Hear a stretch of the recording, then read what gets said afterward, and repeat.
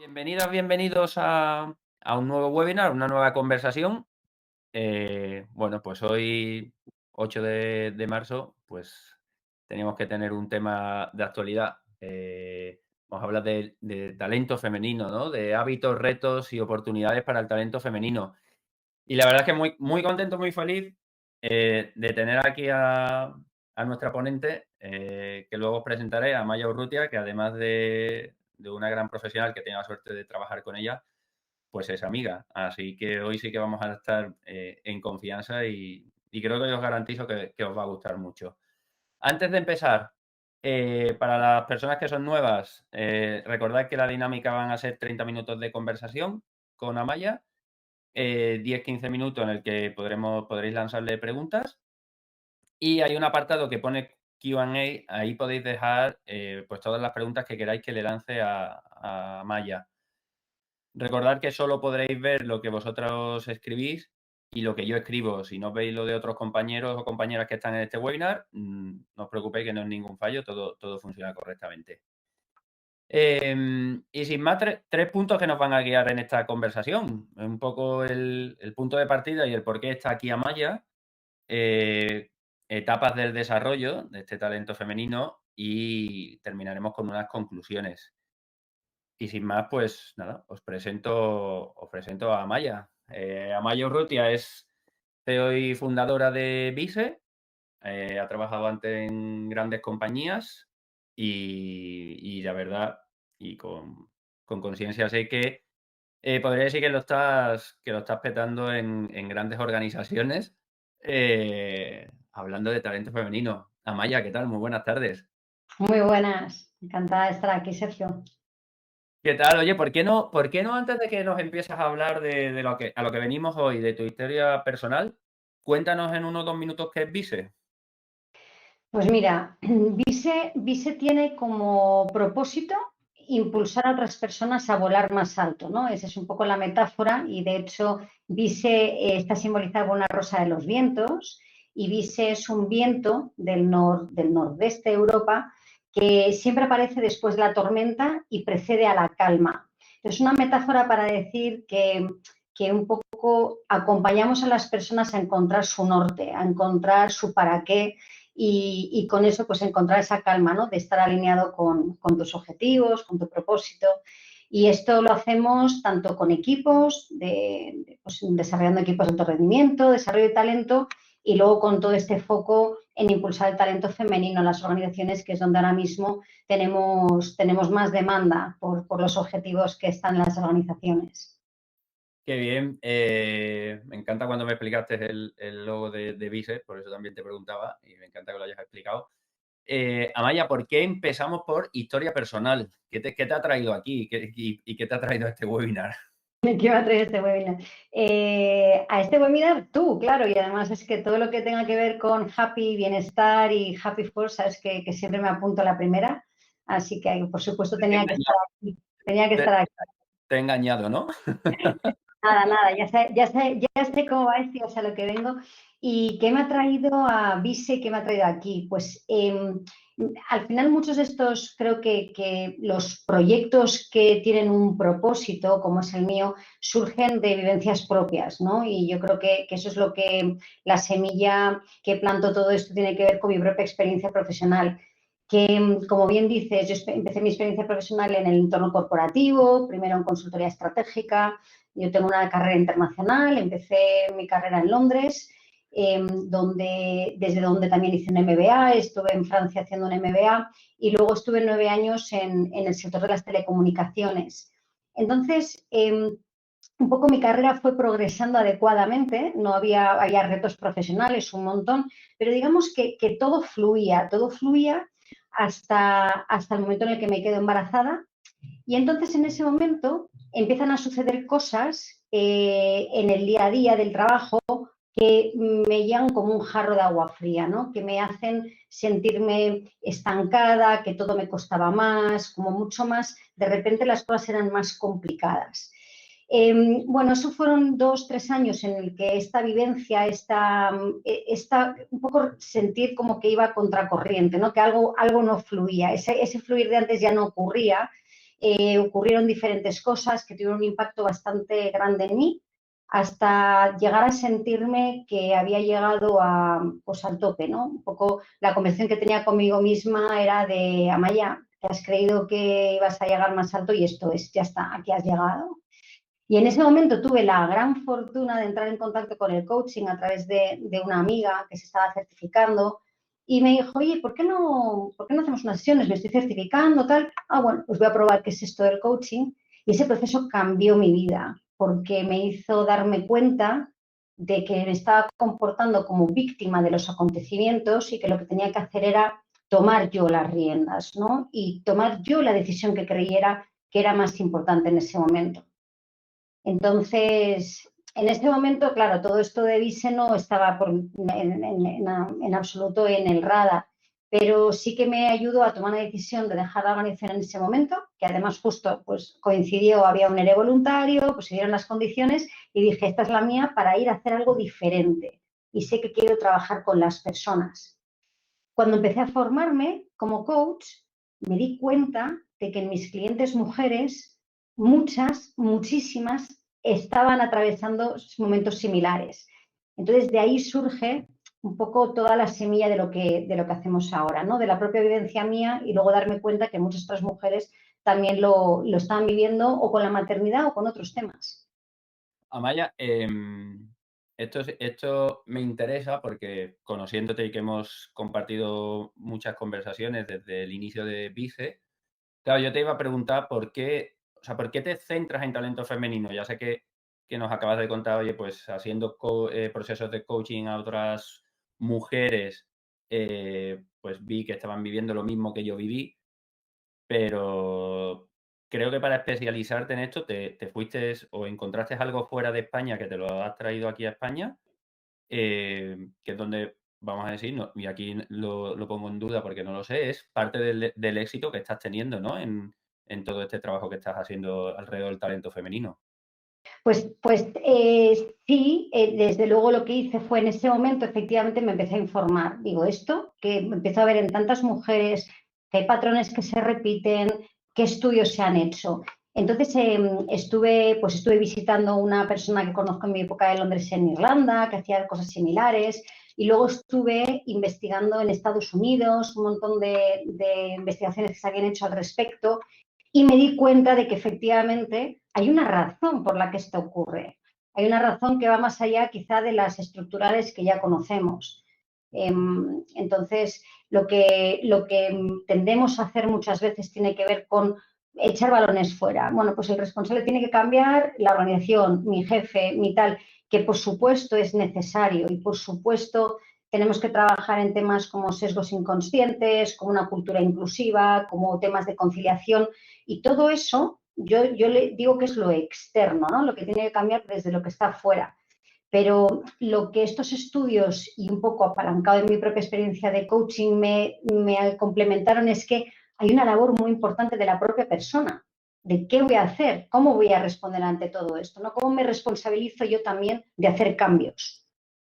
Disculpa, Maya, si te entiendo bien, o sea, tú nos dices, me pongo, en el lugar ahora, soy una mujer, estoy en una organización, vamos a decir que hay agentes externos que impactan en, vamos a decir, como en mi parada, en mi carrera profesional, ¿vale? Pero tú lo que nos estás diciendo es, oye, esos agentes externos existen y evidentemente hay que trabajarlo, pero hay algo dentro de tu persona como mujer que puedes hacer para que esa carrera tenga una continuidad. ¿Es esto? Efectivamente, es esto, es esto. Yo tengo un acontecimiento que me ocurre y cómo responda es elección mía. Es muy difícil esto, de hecho es algo que lo puedes llevar a cualquier estadio de tu vida, ¿no? Hay una frase de Viktor Frankl, En busca del sentido, que habla precisamente de esto, ¿no? Que te pueden arrebatar cualquier tipo de libertad, pero lo que no te pueden arrebatar es la libertad para ver cómo respondes ante esa situación. Eso es lo que te queda. Entonces, ante la situación de fuera se están dando sesgos, se están dando bloqueos, yo tengo un montón de cosas que puedo cambiar.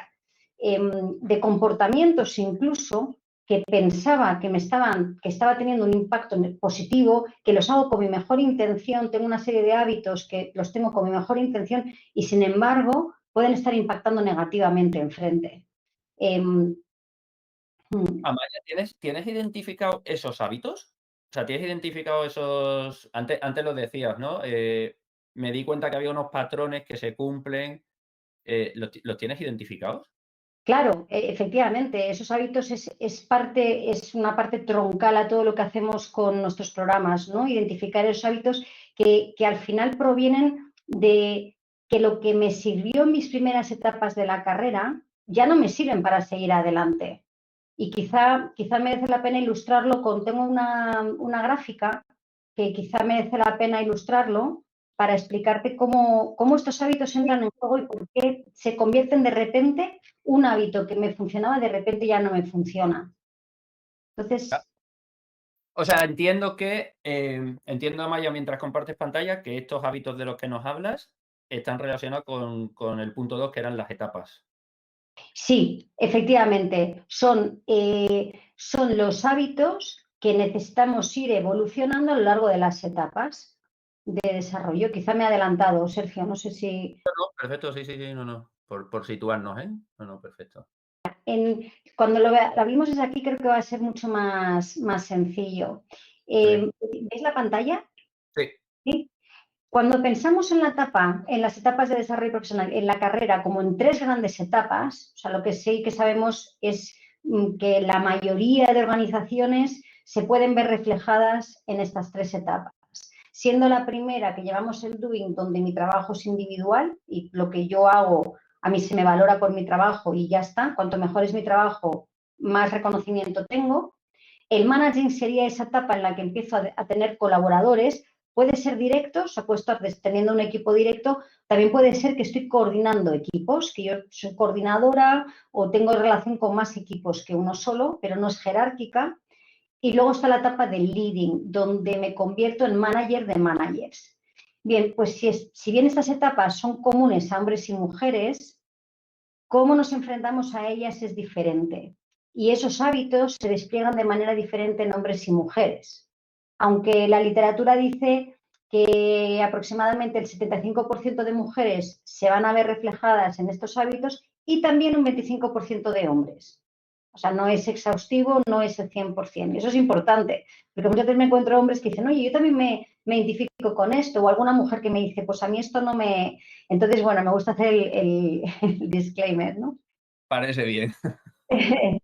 Entonces, ¿qué ocurre? Que en el doing, ¿qué se espera de mí? Pues en el doing lo que se espera de nosotros tiene que ver con un aprendizaje acelerado, con una orientación al resultado y con hacer mi trabajo muy bien. Aquí lo que se prima es la calidad de mi trabajo. Cuanto mejor sea mi trabajo, más me van a reconocer y más me voy a avanzar.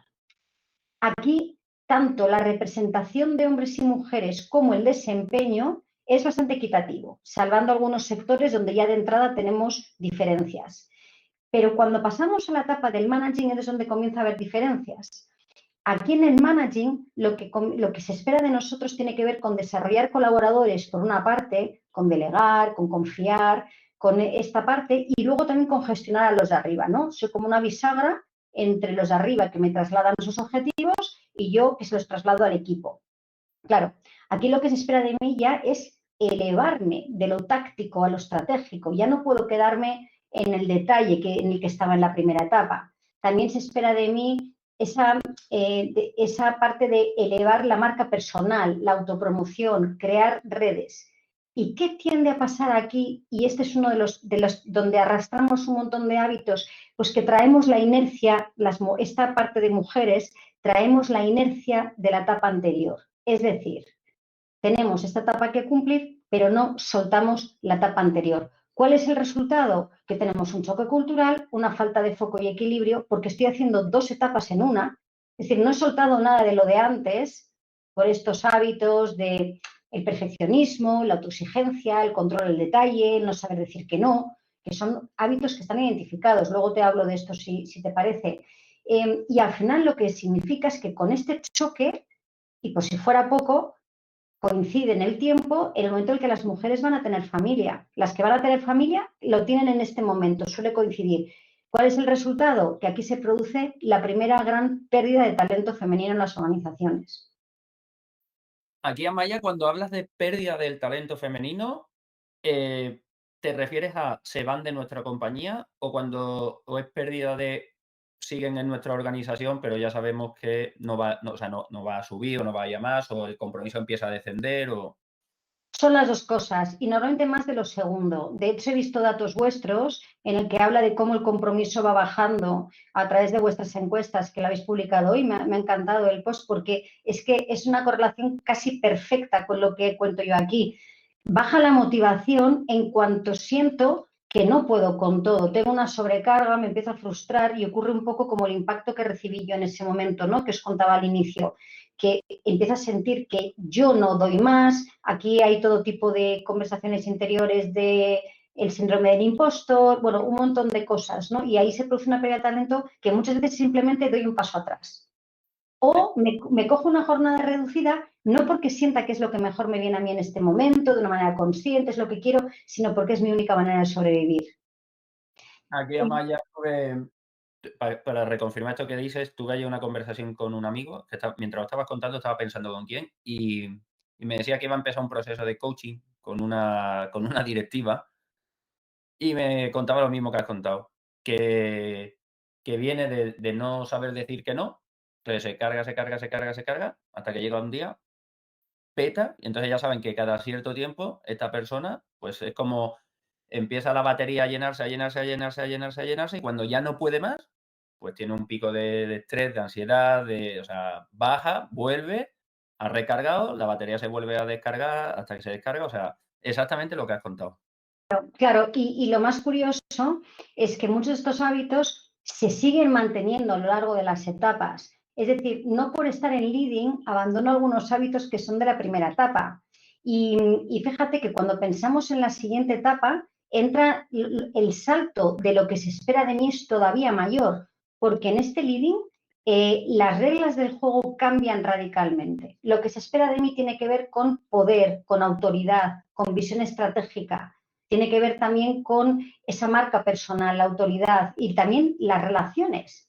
¿Cómo aporto valor a la organización desde las relaciones que traigo de fuera, desde las redes profundas? Y aquí ocurre algo que es que esas reglas del juego, lo que se espera de mí en ese momento, tendemos a verlo, hablo de este porcentaje de mujeres, en un blanco y negro, en que los comportamientos que se esperan ahí, mi percepción es que están muy alejados de quien yo soy, ¿no? Y te voy a poner un ejemplo concreto. Un comportamiento tiene que ver con reclamar los logros y contarle a la gente pues mis logros. Claro, cuanto más arriba voy, menos hará mi trabajo por mí, más tengo que hacer yo para ponerlo en valor. Sin embargo, tiendo a comportarme como en la etapa primera, donde espero que otros vengan a reconocerme porque he hecho muy bien mi trabajo. Y además, cuando veo a otros reclamar sus logros, tiendo a pensar que, fíjate, es que lo cuentan a muy platillo, es que es muy prepotente o esa persona es arrogante y yo, para hacer eso, prefiero no seguir avanzando. Todo esto lo digo así en una voz un poco diferente porque son las conversaciones que hacen que este comportamiento se mantenga. Pero claro, ¿cuál es el impacto? Pues que si yo no doy a conocer el valor que aporto, lo que traigo, esto es como un producto que se vende, tú lo vendes en el escaparate o en el trastero. Pues lo vendes en el escaparate para que se conozca. Y si no se conoce, si no lo das a conocer, enfrente van a pensar que no hay nada que valorar. Y aquí se produce la siguiente gran pérdida de talento femenino.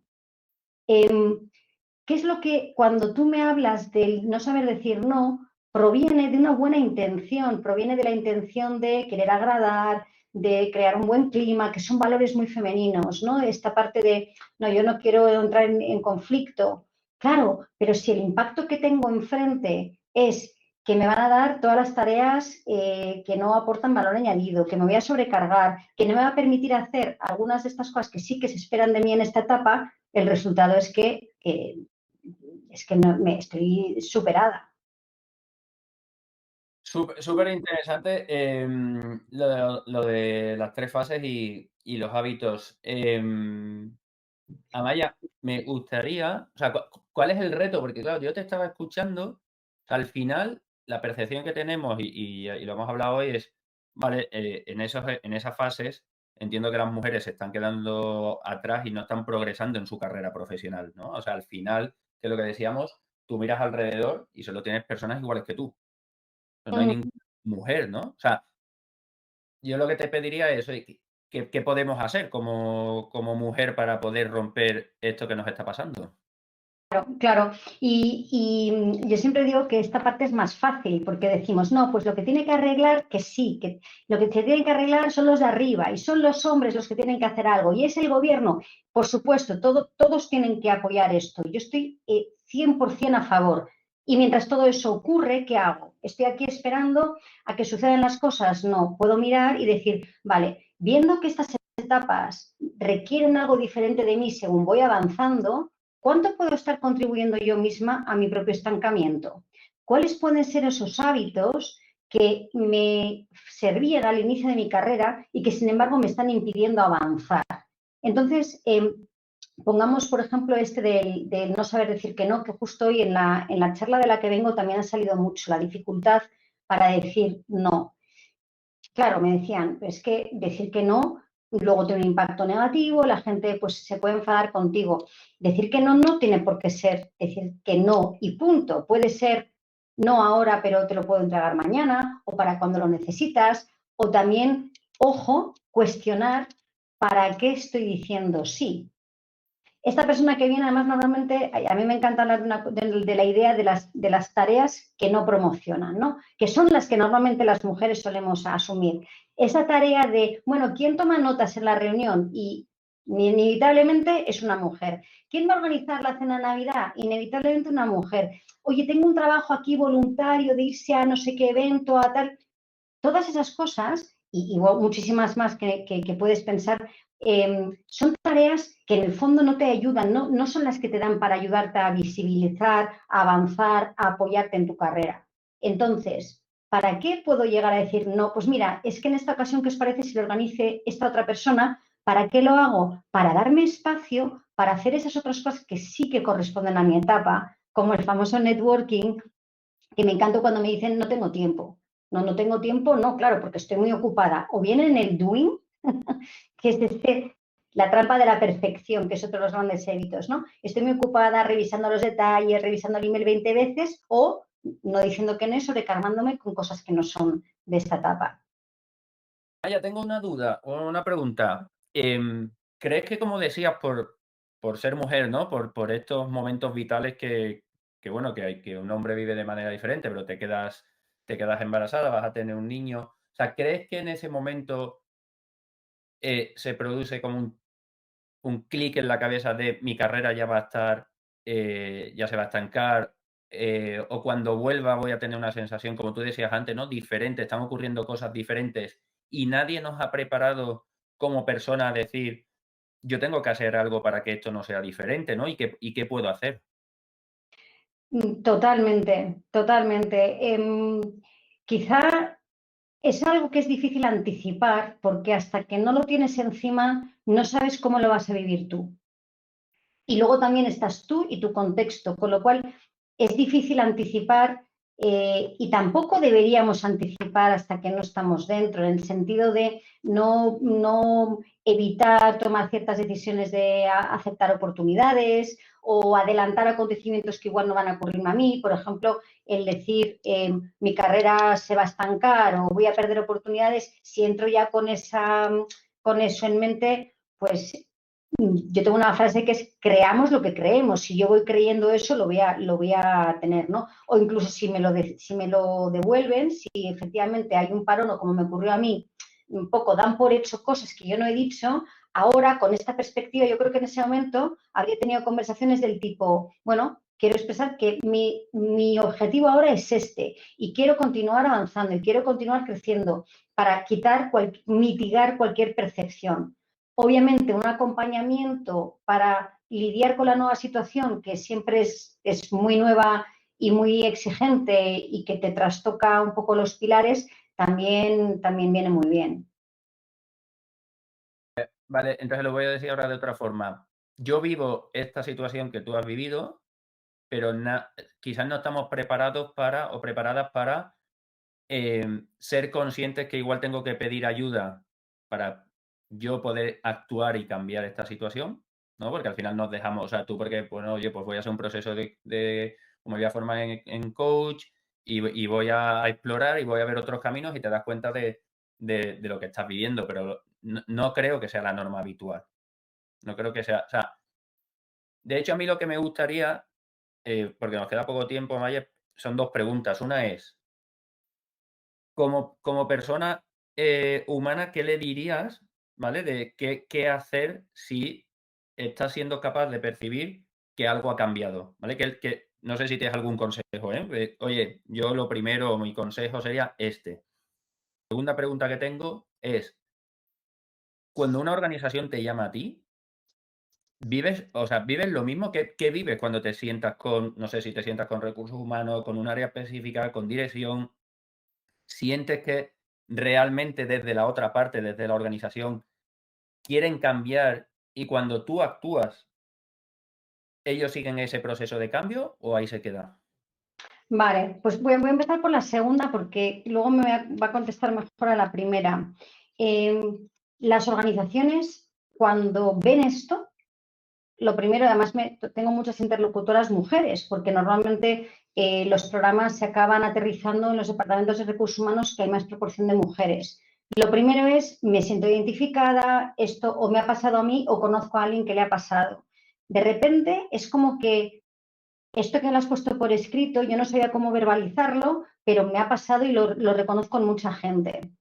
Eh, entonces, hay una voluntad enorme de complementar las iniciativas que tienen externas con un trabajo que también acompaña a la mujer. Yo siempre pongo una metáfora que es, tú imagínate todas las iniciativas que hacen las organizaciones en diversidad e inclusión, equidad e inclusión, como si fuese poner una gran alfombra roja a la entrada de la organización, donde antes había una gincana, era casi una carrera de obstáculos. Ahora, poco a poco, esos obstáculos, no digo yo que han desaparecido del todo, pero bueno, hay menos, pero todavía lo que queda es que yo como mujer me pongo delante de esa alfombra y tengo que querer andar y sentir que puedo andar. Por eso muchas veces las organizaciones se frustran. No, es que hemos ofrecido esta oportunidad y la han rechazado. Bien, porque esta persona está con unas creencias, con unos bloqueos que provienen de una falta de acompañamiento para entender que en la nueva etapa se requieren cosas diferentes y eso significa soltar las antiguas.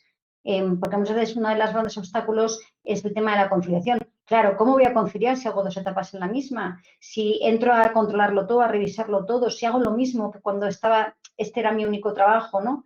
Eh, entonces hay una voluntad increíble de acompañamiento y lo que yo creo que tiene que ser el siguiente paso es que, o sea, estos grupos, yo tengo alguna organización con la que ya hemos pasado por muchos grupos, vayan creando una especie de punto de inflexión donde ya pidan más cosas y pidan lo que necesiten y sirva también de soporte para las que vienen detrás, porque hay mucho desconocimiento. También creo que hay otro paso que es educar a la parte de arriba en que esto existe, que están muchas en ello.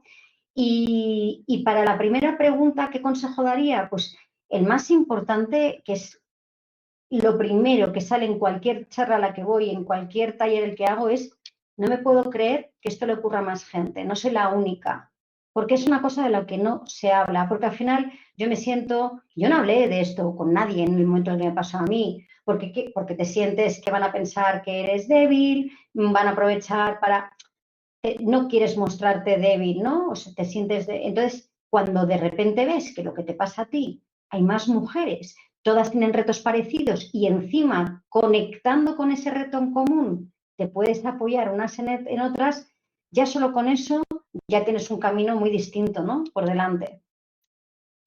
La verdad es que me ha encantado, ya te dije que los 30 minutos iban a pasar volando, em, pero antes de esto voy a terminar con 2 datos. Bueno, o sea, lo que has contado antes de Happy Force, que hemos puesto un post y les he dejado el post ahí en LinkedIn. Lo que vemos es cómo desciende el compromiso conforme van pasando los años, mucho más rápidos en mujeres que en hombres, ¿vale? De hecho, las mujeres entran en las organizaciones con un compromiso mayor que los hombres, ¿vale? Y mientras, pues, en las en los hombres bajan como 12 puntos, más allá de los 10 años ya de antigüedad en la compañía, en las mujeres bajan 22 puntos. O sea, bajan muy, muy, muy rápido, ¿no? Y quizás un poco, Amaya, por esto de veo mi carrera truncada o no tengo ninguna posibilidad de crecer, ¿no? Y esto hace que pueda bajar con el tiempo el compromiso en las organizaciones mucho más rápido. Pero te escuché el otro día en un vídeo, ¿vale? Que decías, el 60% de las personas universitarias son mujeres y su representación en niveles iniciales de carrera son equitativos, pero luego no son nada equitativos, que es lo que has contado, que es sorprendente. Y luego he encontrado un dato antes de entrar aquí al webinar. Según el Instituto Europeo para la Igualdad de Género, solo el 3% de las mujeres son CEOs. Solo el 3%. Entonces, esto explica un poco esa también, ¿no? Bajada de compromiso, esa pérdida de talento que nos hablabas en cada una de las fases, grandes pérdidas de talento, que yo creo que es algo, bueno, pues que tenemos que seguir trabajando. Y, Em, y Sergio, que cuando tienes una experiencia en esa etapa que contábamos del doing al managing, donde es difícil para ti, hay mucha gente que ya no lo vuelve a intentar. O sea, se pierden, no es que le den muchas ya no le dan una segunda oportunidad. Yo estoy harta de escuchar, no, pues ha retirado, ha dado por hecho que esto ya no sigue adelante. No siempre la mujer luego dice, venga, ahora voy a volver a invertir en mi carrera, con lo cual ya has perdido en la primera, has perdido talento para siempre. yo por eso te preguntaba antes, que yo creo que cuando estás en esa fase, no sé si eres consciente o inconsciente, ¿no? En ese paso del doing al managing, o sea, nadie nos ha enseñado a decir, oye, que tienes que aprender a ser consciente de qué estás viviendo y qué tienes que hacer. Entonces, quizás por eso dices, abandono o doy por normalizado esta situación que me está ocurriendo. Porque a otras mujeres les está pasando. Entonces, es que esto es normal. Pero ni en esto ni en muchas cosas. Otro de los grandes beneficios de estas charlas, de estos talleres, es parar. ¿Cuántas veces al día paramos y vamos a una rueda de hacer cosas? Entonces, si yo me paro y miro, de repente yo misma puedo tener algunas ideas o de repente algunas alarmas, ¿no? Entonces tiene que ver también mucho con ese ritmo, con esa velocidad. Parece súper interesante. Amaya, para terminar, antes de terminar, siempre hacemos estas dos típicas preguntas, que es, ¿qué libro nos recomendarías y por qué? ¿Y a quién te gustaría o podríamos llamar para ser ponente aquí en Happy Force?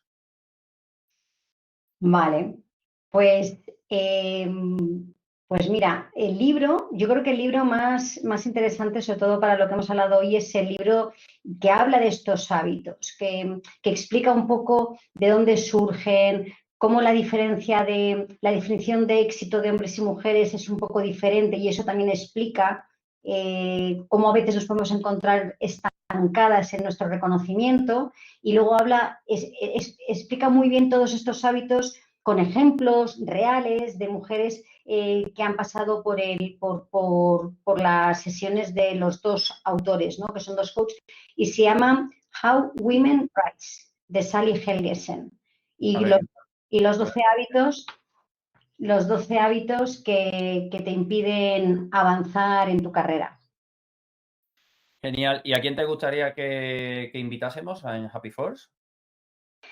Pues mira, tengo un gran amigo y que un poco pensando en vuestra filosofía y lo que él ha conseguido sería bárbaro que pudierais invitarlo, que es Juan Pablo Nebrera, CEO de los gimnasios Brooklyn Fitboxing, y que ha sido capaz, a mí me parece, de estas personas que han conseguido un equilibrio fantástico en cuanto a generar un éxito de negocio brutal y mantener un clima, un cuidado del empleado, unos equipos unidos, un alineamiento de visión, o sea, todo lo que yo consideraría equipos de alto rendimiento desde el cuidado.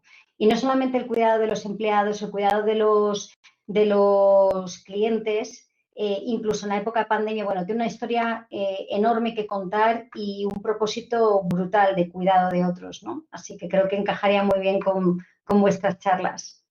Otra cosa es que encaje su agenda. Ahí ya no me meto, ahí ya no me meto. Le contactaremos y le diremos que Amaya nos ha pedido que nos haga un hueco en su agenda. Díselo. Oye, Amaya, muchísimas gracias por tu tiempo, por cómo creo que lo has planteado, que es desde el punto de vista de la persona, como decías al inicio, ¿no? O sea, es verdad que ahí fuera hay unos sesgos que tenemos que romper y que tenemos que seguir trabajando para romper, pero que creo que es importante que hagamos una autorreflexión de dónde estamos, hacia dónde queremos ir y qué podemos nosotros hacer, ¿no? Espero que nada, que te haya sentido cómoda y que para más información, si queréis conocer a Maya, os voy a dejar aquí el link de su LinkedIn, por si queréis contactarla, porque sé que no nos has contado todo lo que tendrías que contarnos, pero 30 minutos dan para esto. O Bueno, sea, efectivamente es una primera entrada, os agradezco muchísimo la invitación y sí, tenemos un equipo fabuloso de coaches, bueno, tenemos un equipo en el que, como estamos muy alineados en el propósito, pues es una gozada trabajar. Así que gracias por la oportunidad de contároslo, aunque sea un ratito, y nada, cuando quieras.